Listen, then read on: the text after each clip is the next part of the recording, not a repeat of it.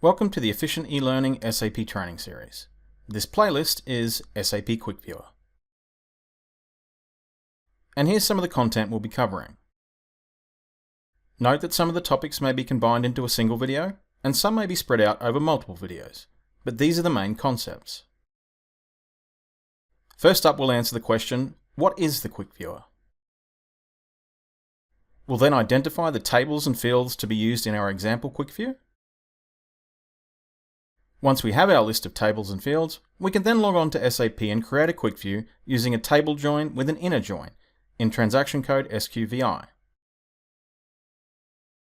We'll then create a QuickView using a table join with a left outer join, again in transaction code SQVI.